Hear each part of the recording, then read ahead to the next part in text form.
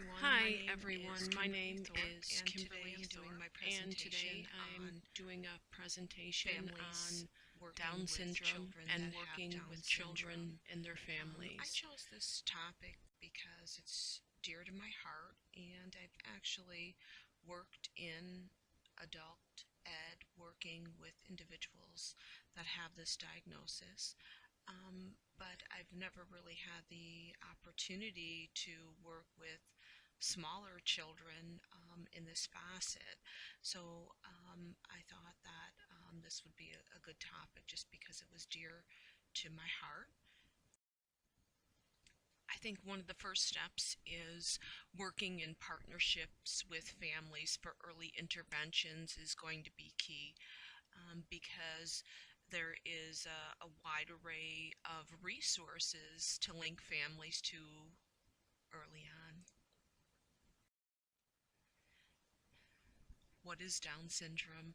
Down syndrome is a genetic disorder characterized by distinct facial features such as a flat face, small ears, slanting eyes, small mouth, and there's different forms of Down syndrome, certainly from profound to many spectrums of the disorder.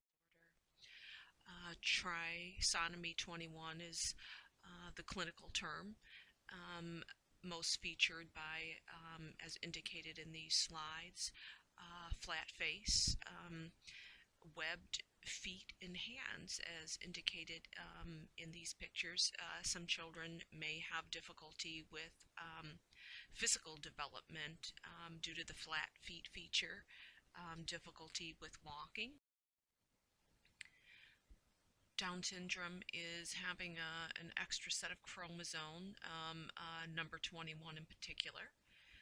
Oftentimes, there can be several reasons why a child may be born with Down syndrome, certainly hereditary factors, um, environmental indicators for exposure to the embryo, um, the mother's age, and oftentimes when the mother may be over the age of 50, and close to menopausal, where um, her eggs may be not to full maturity, and oftentimes this can also affect the fetus.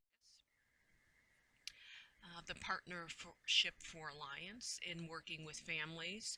How do we get support to them early on? And I think that's going to be key in helping the development. I found these really excellent links and pictures to occupational therapy sessions working with children both in the fine and gross motor skills. And we know that we will be certainly working with families from diverse cultures. One of the suggested books that I found was We'll Paint the Octopus Red. It's a really cute story about a 6-year-old girl, Emma. She's confused when her baby brother is born with Down syndrome, and he actually teaches her some things as they're growing up together, about appreciating the smaller things in life, paying attention to details, slowing things down. Um, Another great book that I found during my research was ABC for You and Me by Margaret Gurnis. Um, this is a really cute book because there's children in there that have Down syndrome, and as we're teaching children and as caregivers and parents are teaching children, they can look at these pictures and, looking at the normalness in how they learn the ABC and seeing pictures of other children that have similar diagnoses. Um, Kids Like Me Learning Colors um, teaches primary colors. Every page has a child with the Down syndrome wearing a particular color to stand out. Can you? Really cute story.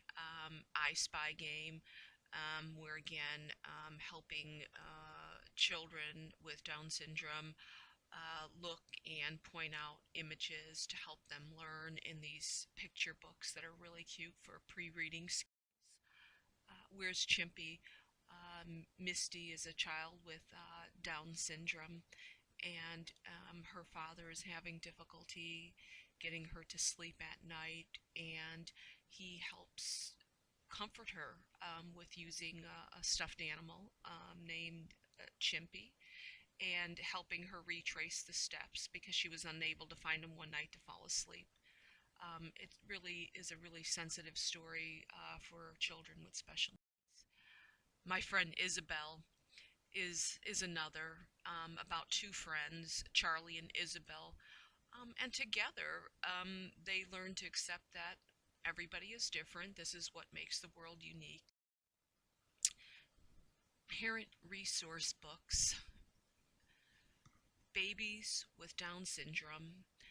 It's a new parent's guide, particularly with giving a lot of advice with children, and parents that just had children with Down syndrome, and how do they go about announcing that news to friends and family when they're coping and dealing with emotions. Gifts is another. How mothers as well as fathers reflect on how children with Down syndrome actually enrich their life and help them see the world in a different view. Bloom is another.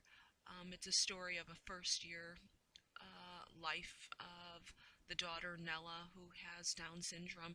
It actually has memoirs of the parents' journey and the unexpected joy that they found in raising a daughter with Down syndrome. A very personalized story. Some great examples of how their child brought so much love and dedication and joy to their life. Professional resources in the state of Illinois, in particular, the Illinois Early Intervention Clearinghouse resource has for parents and educators and professionals alike geared at those developmental milestones, as well as lessons for early intervention caregivers and teachers, um, and topic specific. How do we teach children with Down syndrome, and how do we help them develop and using their gross and fine motor skills, as well as those five domains, um, and reasons that children with Down syndrome experience delays in their gross motor development, particularly, um, and early education for children with Down syndrome was another professional resource that I found.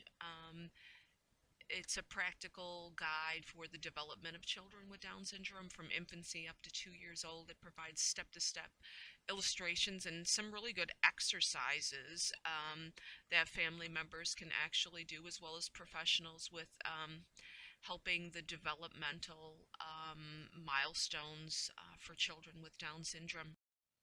Next, Down Syndrome and Visions for the 21st Century by William Cohen was another. It covers all those five domains for a person's life with Down syndrome. And there's a really good part of the book that covers communication and how do we actually teach and help them develop in language. And there's some research in there too as well. It's a really good read. And developmental plan. How do we actually teach and help children with Down syndrome develop at their own level of development and milestones? And how do we improve? Since there's so much difficulty with these children with physical development, I think some really good examples of implementing them into their daily life for improving and strengthening activities, especially due to the webbed hands and web feet. Helping the child become as independent as possible And there are so many great activities that we can do, incorporating into their daily schedule. For example, teaching them for eating, grabbing items such as Cheerios, finger foods that are easily to grab to help them with those fine motor skills. Stress balls.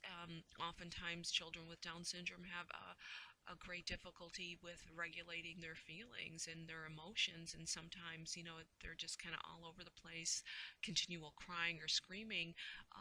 And because sometimes these behaviors come about because the child is not able to sort of verbally express themselves, but they're communicating in a way to us, and in turn it comes out in these behaviors, and helping them regulate their feelings. And I think, again, going back to those fine motor skills, there's a lot of tinker toys out there, squeeze toys, to relieve stress as well as help them develop those fine motor skills, working with,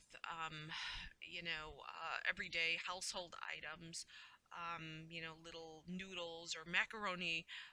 Again, we're being very mindful that somebody is supervising, of course, due to potential choking hazards. But these are areas where, again, we're strengthening the wrists, the hands, the manipulation of these fine motor skills, and then from there, continuing that process.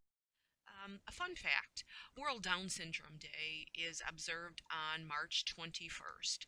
On this day, to celebrate and raise awareness of that chromosome of trisomy 21, rock your socks off, is a way that a lot of people actually show the awareness by wearing crazy colored socks on that day to create that single global voice for advocating the rights, and inclusion of the well-being of people that have Down syndrome throughout their life, and helping them become productive members in society all the way up to adulthood.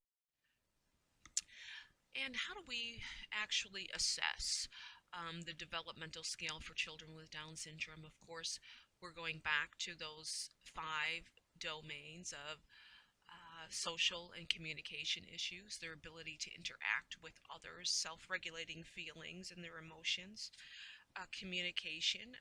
This is where, again, early on, parents talking to their children, caressing their children.